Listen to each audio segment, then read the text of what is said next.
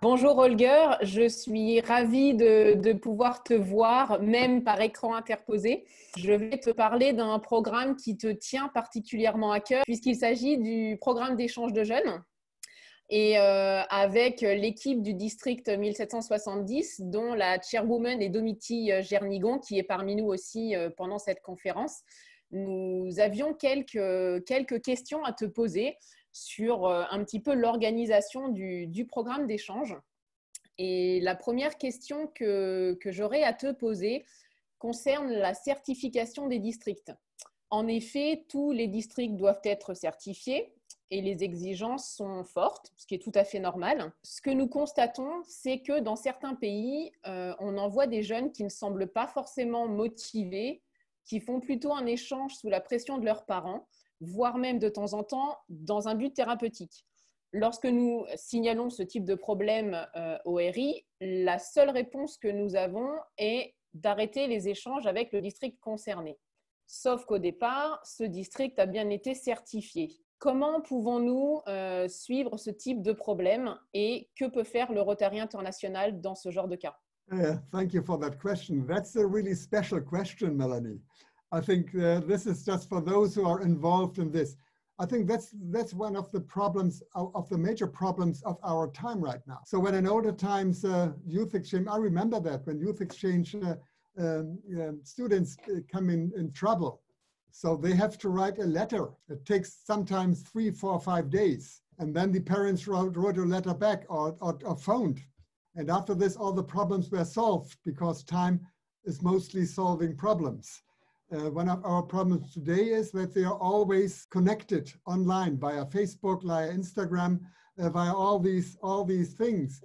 And so they are physical in other countries, but not with their mind. They are still at home because they are connected more with their friends at home than with their new friends in different countries.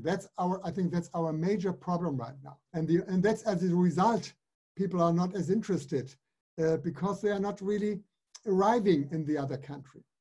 The only way here is, I think, is action, to put them, to keep them engaged, to keep them in action, not to leave them alone, to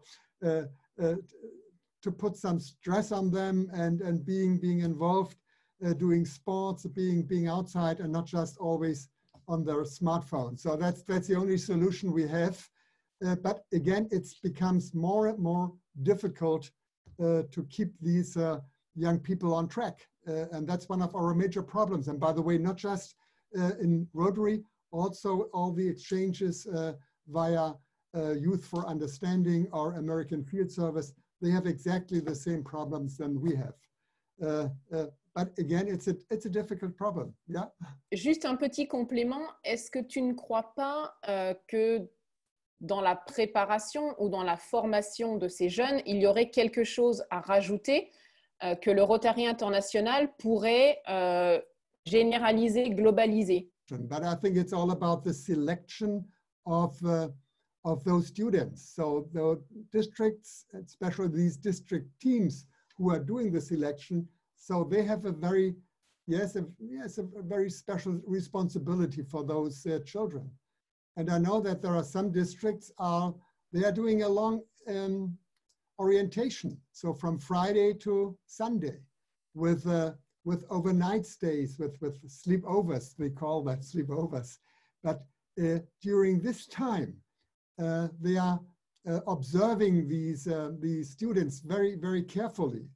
And if someone is really showing that he has not the quality, especially in socializing with others, so they don't take them on exchange. I think that's one way to make sure that we are sending the right people. And I know, on the other hand, Rotary clubs don't like if there is another or a second selection of their students. But it's if we want good students and really involved and motivated students, I think the only way is that we do a qualified selection of those people. J'avais une deuxième question, toujours sur le thème du programme d'échange, mais un petit peu plus précisément sur les bus trips. Quasiment tous les pays proposent aux jeunes de participer à des bus trips.